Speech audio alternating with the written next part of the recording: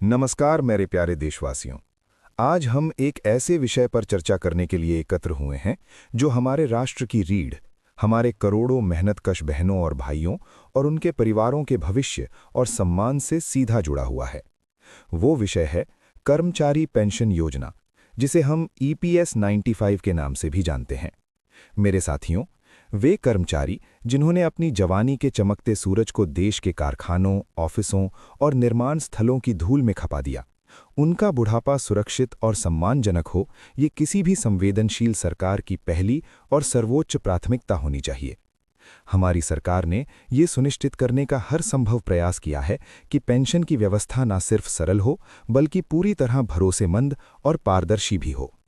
आज इस योजना का लाभ देश के लाखों परिवारों को एक सुरक्षा कवच प्रदान कर रहा है, चाहे वो स्वयं कर्मचारी हों, उनके जीवनसाथी हों या फिर उनके नाबालिग बच्चे। मेरे मजदूर भाइयों और बहनों, आपकी पेंशन महज एक आंकड़ा या मासिक राशि नहीं है।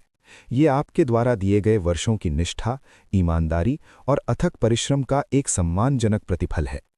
इसलिए हमारा लगातार यही प्रयास रहा है कि पेंशन से जुड़ी हर योजना और प्रक्रिया आपके लिए और अधिक लाभकारी बने। हम ये भी सुनिश्चित कर रहे हैं कि किसी भी कर्मचारी या पेंशन भोगी को अपने हक के लिए विभिन्न दफ्तरों के चक्कर न काटने पड़ें।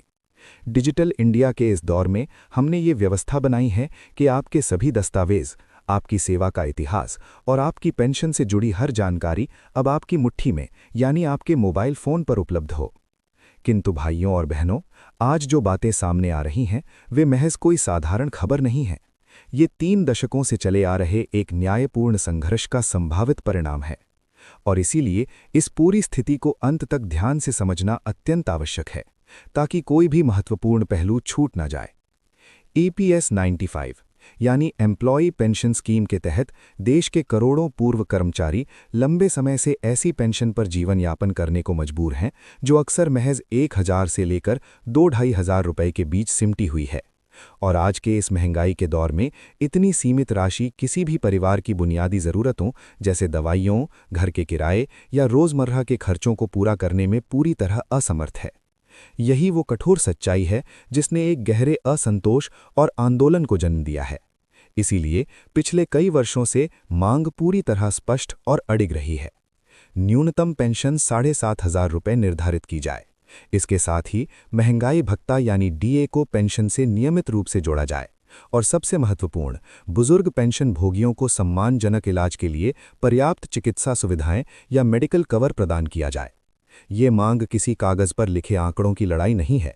ये उन लाखों लोगों की गरिमा और सम्मान की लड़ाई है जिन्होंने अपनी जवानी, अपना स्वास्थ्य और अपने जीवन का सबसे उत्पादक और मेहनती हिस्सा देश के कारखानों, फैक्ट्रियों, निर्माण स्थलों और असंख्य उद्योगों में लगाकर इस राष्ट्र की अर्थव्यवस्था को आगे बढ़ाया है।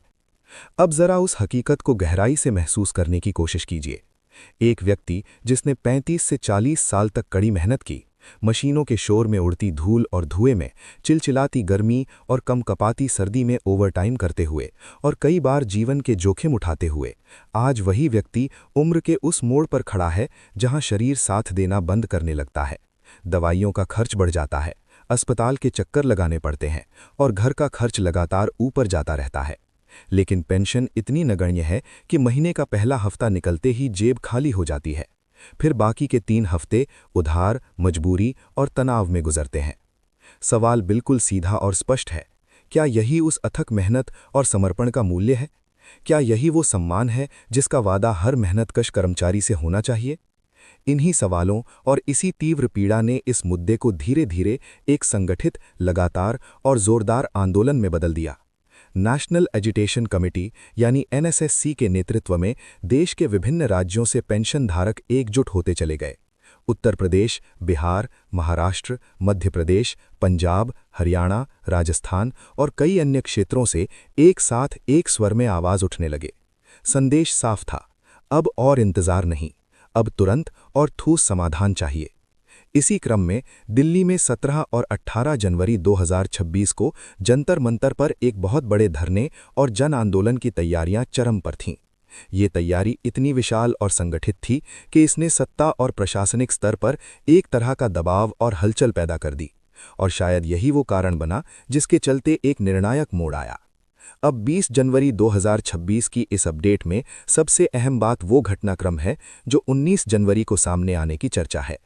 विभिन्न रिपोर्टों के मुताबिक आंदोलन की गंभीरता और व्यापकता को देखते हुए केंद्र स्तर पर बातचीत की पहल तेज हुई। विशेष रूप से महाराष्ट्र के बुल्ढाना क्षेत्र से जुड़ी जानकारियां सामने आईं, जहां से ये बताया जा रहा है कि केंद्रीय श्रम एवं रोजगार मंत्री श्री मनसुख मांडविया जी और एनएसएससी के प्रमुख नेतृत्व के बीच सीधी वार्ता का मार्ग प्रशस्त हुआ।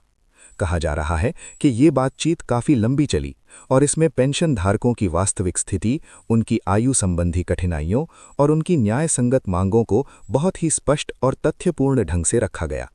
लेकिन जो बात इस पूरे घटनाक्रम को सबसे निर्णायक और ऐतिहासिक बनाती है वो ये है कि पहली बार न्यूनतम पेंशन 7,500 रुपये के मुद्दे पर सैद्धांतिक सहमति बनने की चर्चा सामने आई है। ध्यान दीजिए, यहाँ शब्द सैद्धांतिक सहमति बेहद महत्वपूर्ण है, क्योंकि इसका अर्थ ये होता है कि मुद्दे की दिशा तय हो रही है, सिद्धांततः मंजूरी मिल गई है। हालांकि इसे अंतिम रूप से लागू करने के लिए औपचारिक अधिसूचना जारी करनी होती है, वित्तीय मंजूरी लेनी होती है और प्रशासनिक प्रक्रियाओं को पूरा करना होता है। फिर भी इतने लंबे और कठिन संघर्ष के बाद सैद्धांतिक सहमति का संकेत भी एक बहुत बड़ी और सकारात्मक उपलब्धि मानी जाती है।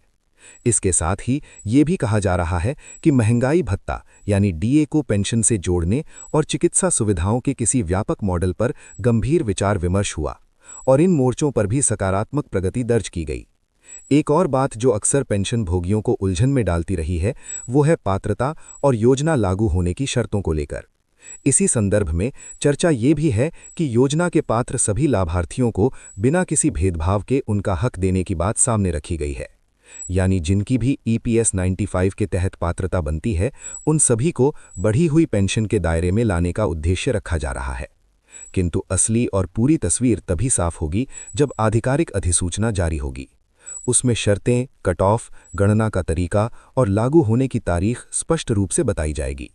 इसलिए आज 20 जनवरी 2026 की तारीख में सबसे ज़रूरी बात यह है कि उम्मीद के साथ साथ पूरी सावधानी भी बरती जाए। इसी बीच ये भी बताया जा रहा है कि वार्ता में सकारात्मक संकेत मिलने के बाद 17 और 18 जनवरी के दिल्ली स्तरीय कार्यक्रम को स्थगित करने का निर्णय लिया गया था। ये निर्णय कथित तौर पर सरकार की तरफ से भरोसा और त्वरित कार्रवाई के आश्वासन के आधार पर लिया गया था। यहाँ समझने वाली बात यह है कि किसी भी आंदोलन में दबाव बनाना और संवाद का रास्ता खुला रखना दोनों साथ साथ चलते हैं। जब संवाद ठोस और सही दिशा में आगे बढ़ता है तो आंदोलन अक्सर अपनी रणनीति बदल लेता है, लेकिन उसकी निगरानी और सतर्कता बनी रहती है। अब सवाल ये उठता है कि आगे क्या होगा, और यही वो हिस्सा है जहां कई लोग गलतफहमियों या अफवाहों का शिकार हो जाते हैं। यदि न्यूनतम पेंशन 7,500 रुपये की दिशा में फैसला आगे बढ़ता है तो श्रम मंत्रालय की आधिकारिक अधिसूचना, वित्त मंत्रालय से मंजूरी और उसके बाद ईपीएफओ के कंप्यूटर सिस्टम में बदलाव, ये सभी चरण आएंगे। उसके बाद भुगतान की प्रक्रिया क्या होगी, क्या ये बैकडेट से लागू होगा या नहीं, डीए किस आधार पर लगेगा, चिकित्सा सुविधा किस स्वरूप में मिलेगी और इसे लागू होने में समय सीमा क्या होगी, ये सभी बातें आधिकारिक नोटिफिकेशन और दिशा निर्देशों के बिना अंतिम रूप से कहना मुश्किल होता है। इसलिए अभी से कल से पैसा आ जाएगा या आज ही बढ़कर आएगा जैसी किसी भी अफवाह पर भरोसा ना करें। मगर हाँ, जो सकारात्मक संकेत सामने आ रहे हैं वे निश्चित रूप से इस लंबे संघर्ष की दिशा में एक मजबूत और ठोस कदम माने जा सकते हैं। आज 20 जनवरी 2026 को आपसे एक बहुत ही ज़रूरी अपील है। यदि आपके घर में, आपके रिश्तेदारों में या आपके मोहल्ले में कोई ईपीएस 95 पेंशन धारक है तो कृपया उन्हें ये जानकारी अवश्य बताइए, ताकि वे उम्मीद बनाए रख सकें और साथ ही किसी भी भ्रमित करने वाली या गलत बात में फंसने से बच सकें। अक्सर देखा गया है कि बुजुर्गों तक सही अपडेट देर से पहुंचता है, जबकि गलत सूचनाएं बहुत तेजी से फैल जाती हैं। इसीलिए इस संदेश को जिम्मेदारी के साथ आगे बढ़ाइए। और अगर आप चाहते हैं कि आगे आने वाली हर आधिकारिक हर एक अपडेट, हर नई जानकारी और हर बदलाव की बात आप तक समय पर पहुंचे तो हमारे साथ जुड़े रहिए, ताकि कोई भी ज़रूरी सूचना छूट ना जाए। ये भी याद रखिए कि वादे और आधिकारिक अधिसूचना के बीच का समय बहुत नाजुक होता है। जब फाइलें चलती हैं, गणनाएं होती हैं, वित्तीय भार का आकलन होता है और शर्तों का मसौदा तैयार होता है। इस दौरान पेंशन धारकों का एकजुट रहना, शांत रहना और पूरी तरह जागरूक रहना, ये तीनों ही बातें अत्यंत आवश्यक हैं। शांत इसीलिए ताकि प्रक्रिया बिना किसी अवरोध के आगे बढ़ सके। जागरूक इसलिए ताकि कोई महत्वपूर्ण बात दब ना जाए या अनदेखी ना हो, और एकजुट इसलिए ताकि ये मुद्दा कमज़ोर ना पड़े और उस पर लगातार ध्यान बना रहे। अगर आप इस पूरे मामले को लगातार साफ और सरल भाषा में समझते रहना चाहते हैं तो हमारे साथ जुड़े रहिए, क्योंकि आगे की अपडेट में अधिसूचना की भाषा, पात्रता की शर्तें और लागू होने की तारीख जैसी चीज़ें सबसे ज़्यादा मायने रखेंगी। इस पूरे प्रकरण का एक सामाजिक पहलू भी बहुत बड़ा है। यह सिर्फ किसी पेंशन योजना में संशोधन का मामला नहीं है, बल्कि ये उस सोच और मानसिकता की परीक्षा है जिसमें हर मेहनतकश व्यक्ति को सेवानिवृत्ति के बाद भी सम्मान, सुरक्षा और एक गरिमामयी जीवन का अधिकार मिलना चाहिए। एक लोकतंत्र में जब लाखों लोग शांतिपूर्ण तरीके से संगठित होकर अपनी न्यायपूर्ण मांग रखते हैं तो व्यवस्था को उनकी बात सुननी ही पड़ती है। और अगर सही दिशा में कोई ठोस कदम उठता है तो ये उन सभी बुजुर्गों की जीत होती है जिनकी आवाज़